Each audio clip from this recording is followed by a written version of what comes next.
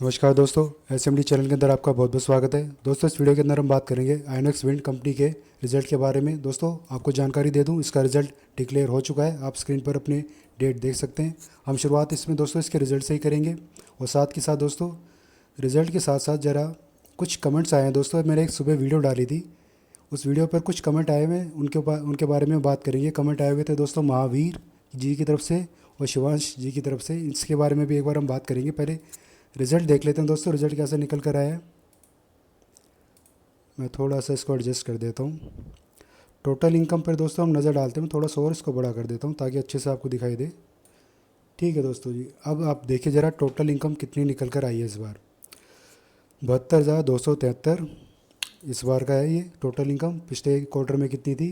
1,29,000। पिछले साल थी 63,000। यानी कि इनकम दोस्तों पिछले क्वार्टर के मुकाबले काफ़ी कम हमें देखने को मिल रही है, लेकिन पिछले साल से कंपेयर हम करें तो बढ़ती हुई हमें देखने को मिल रही है। तो रिज़ल्ट तो दोस्तों इतना अच्छा नहीं निकल कर आया जैसा कि हम उम्मीद कर रहे थे।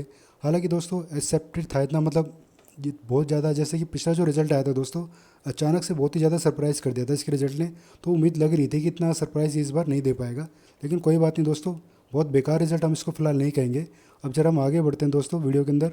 अब हम यहाँ पर देखते हैं हमारा कितना प्रॉफिट निकल कर आया है। टोटल कंपैरिजन इनकम दोस्तों इसी को ही देखेंगे हम मेन। पहले आप यहाँ पर देख लीजिए, सारा टैक्स वगैरह कैलकुलेट होने के बाद जो निकल कर आती है 8,670 रुपये की इनकम है टोटल। पिछले क्वार्टर में थी 18,000 की, पिछले साल थी 7,389।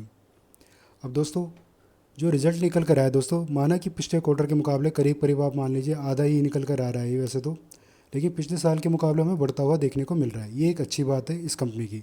और जो मार्च का जब क्वार्टर का रिजल्ट आया था दोस्तों, वहाँ पे कुछ एकदम से बहुत ही ज़्यादा जंप हमें इसके अंदर देखने को मिल गया था। अभी दोस्तों थोड़ी सी गिरावट, जैसे कि आपको पता ही है एनर्जी सेक्टर की कंपनी है, सरकार पूरा का पूरा फोकस कर रही है। और जब भी रिजल्ट इसका एकदम से निकल कर आया था, उसी वक्त सरकार की तरफ से भी जो कुछ अनाउंसमेंट करी गई थी, जो एनर्जी सेक्टर है हमारा, उसका तब हमें इम्पैक्ट देखने को मिला था। बाकी आपको पता है दोस्तों कल 15 अगस्त है। कल हम देखते हैं मोदी जी जो है लाल किले की प्राचीर पर खड़े होकर क्या भाषण देते हैं। उसमें क्या जो हमारा एनर्जी सेक्टर है उसके बारे में कुछ अनाउंसमेंट करेंगे, कुछ बात करेंगे कि नहीं करेंगे, इस चीज़ का डेफिनेटली इस पर असर देखने को पड़ेगा दोस्तों। लेकिन दोस्तों अब जरा हम इसका इंपॉर्टेंट लेवल को देख लेते हैं। वैसे तो मैंने सुबह जो वीडियो बनाई थी दोस्तों उसमें मैंने बता दिया था क्या हमारे इंपॉर्टेंस लेवल है। जैसे कि हमें पता चल चुका रिजल्ट दोस्तों इतना कुछ खास निकल कर नहीं आया है, लेकिन हम इसको बेकार भी नहीं कह सकते, डिसेंट ही आप रिजल्ट मानिए इसको। अगर दोस्तों इसमें अभी गिरावट अगर हमें देखने को मिल गई अगले हफ्ते, तो हमें देखना है दोस्तों हमारा जो 134 का सपोर्ट है फिलहाल बहुत ही मजबूत बना हुआ है। और नीचे हमारा सपोर्ट का है एक और 116, यानी कि जो डिमांड जोन है लॉन्ग टर्म का अगर किसी का व्यू है और किसी ने ख़रीदारी नहीं करी है, अगर दोस्तों हमें थोड़ी बहुत सेलिंग इसमें देखने को मिल जाती है तो डिमांड जोन के बीचों बीच आता हुआ हमें देखने को मिल सकता है। तो इस लेवल पर लॉन्ग टर्म वाले ख़रीदारी करके चल सकते हैं स्टॉक के अंदर। और करंट लेवल पर अगर किसी ने ख़रीदारी कर रखी है शॉर्ट टर्म के लिए, अगर दोस्तों वैसे तो हल्के से चांसेस हैं नेक्स्ट वीक में या फिर अगस्त की जो हमारी सीरीज़ चल रही है अभी, वहाँ पर एक थोड़ा सा हमें तेज़ी का ट्रेंड भी आता हुआ देखने को मिल सकता है। और हो सकता है दोस्तों जो ऑपरेटर्स हैं बायर्स है, क्योंकि अभी हमारा जो सपोर्ट लेवल है काफ़ी मजबूत है, यहाँ पर स्टॉप लॉस भी बहुत ज़्यादा है, बायर्स भी भर भर के यहाँ पर एक्टिव है फिलहाल के लिए। अगर यहाँ से तेज़ी का ट्रेंड थोड़ा सा हमें देखने को मिलता है तो शॉर्ट टर्म वाले चाहें तो अपनी पोजीशन को एग्जिट करके चल सकते हैं। एक बार दोस्तों पूरी पूरी कोशिश होगी बायर्स की जिसको अपने रेजिस्टेंस के पास लेकर जाए। अगर रेजिस्टेंस से सेलिंग आती है या बीच में ही सेलिंग आ जाती है दोस्तों, और जैसे तैसे करके अपने डिमांड जोन के बीच में या दूसरे सपोर्ट के आसपास आ भी जाता है, तो लॉन्ग टर्म का जो हमारा टारगेट है दोस्तों 250 तक का हमारा टारगेट है, ये बरकरार रहेगा। क्योंकि अगले एक साल तक का हमें इसमें नज़रिया लेकर चलना है। कम से कम दोस्तों 10 महीने के आसपास अगर हम इसमें अपनी पोजीशन को होल्ड करके चलते हैं तो पूरे पूरे चांसेस फिलहाल अभी लग रहे हैं, जिस तरीके की मार्केट में खबर चल रही है, सरकार का जिस तरीके का फोकस है ग्रीन एनर्जी के ऊपर, इस स्टॉक में और पोटेंशियल भी हमें इतना दिखाई दे रहा है कि अगले एक साल तक ये 250 के आसपास तक हमें जाता हुआ देखने को मिल सकता है। 250 नहीं तो दोस्तों हमारा जो एक और टारगेट है इसमें 189 यानी कि 190 के आसपास या 200 की रेंज के आसपास भी आप इसमें से अपनी पोजीशन को स्क्वायर ऑफ करके चल सकते हैं। लेकिन आपको थोड़ा सा पेशेंस रख के चलना पड़ेगा। और जो मैंने बताया दोस्तों डिमांड जोन के बीच में अगर हमें देखने को मिल जाता है या फिर सपोर्ट लेवल के आसपास भी अगर आप अगले हफ्ते इसमें चाहे तो खरीदारी करके चल सकते हैं। लेकिन नज़रिया अपना लॉन्ग टर्म का रखिएगा दोस्तों।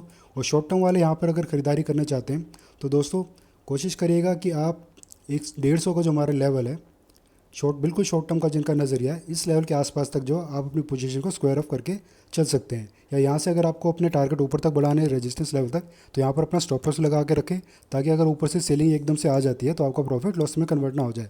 तो बिल्कुल शॉर्ट टर्म वाले जो है इन्वेस्टर दोस्तों 150 तक के लिए अपनी पोजीशन को बनाकर चल सकते हैं अगर अभी भी किसी ने इन लेवल पर ख़रीदारी कर रखी है तो। थोड़ी बहुत गिरावट हमें देखने को मिलेगी, लेकिन कोई मेजर गिरावट आने के दोस्तों भी फ़िलहाल कोई चांसेस हमें देखने को नहीं मिल रही है, क्योंकि जैसा कि मैंने बताया सरकार का भी पूरा फोकस है ग्रीन एनर्जी के ऊपर। तरह तरह की वो पीआई स्कीम जो होती है इनकी सरकार की, मेरे को एग्जैक्टली नहीं पता उनको क्या कहते हैं, लेकिन स्कीम्स के ऊपर बहुत सारी स्कीम हमें अभी देखने को मिली थी। जो हमारा बजट आया था फरवरी में, उसमें भी सरकार की तरफ से अनाउंसमेंट करी गई थी, उनका भी फोकस था ग्रीन एनर्जी सेक्टर के ऊपर। तो ये जो सेक्टर है दोस्तों डेफिनेटली लॉन्ग टर्म में हमें अच्छा खासा रिटर्न निकाल कर देगा, और कंपनी भी फिलहाल हमें अच्छी पोजीशन में देखने को मिल रही है। तो कंपनी में कोई दिक्कत नहीं है दोस्तों।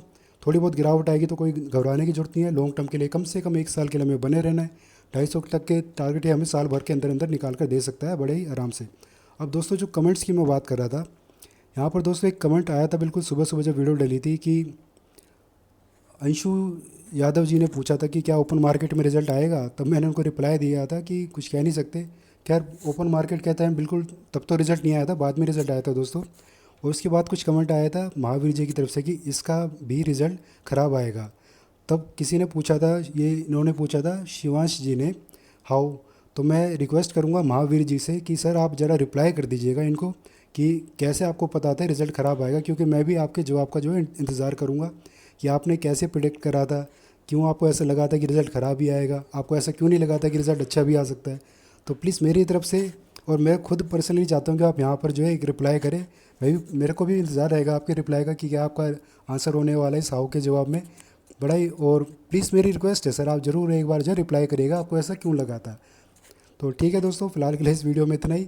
इंतज़ार रहेगा महावीर जी के रिप्लाई का भी, और जो भी जानकारी मैंने इस वीडियो में आपको देने की कोशिश करी है अब तक, और जो मैंने सुबह की जो वीडियो डाली थी, अगर वो वीडियो तो आपने काफ़ी अच्छा रिस्पांस दिलाया था, काफ़ी प्यार दिया आपने उस वीडियो को। और अगर ये भी वीडियो आपको अच्छी लगी हो तो दोस्तों इस वीडियो को भी अपना प्यार दीजिएगा, वीडियो को लाइक करिएगा, कुछ क्वेश्चन हो तो कमेंट करिएगा, और चैनल को सब्सक्राइब करिएगा। धन्यवाद।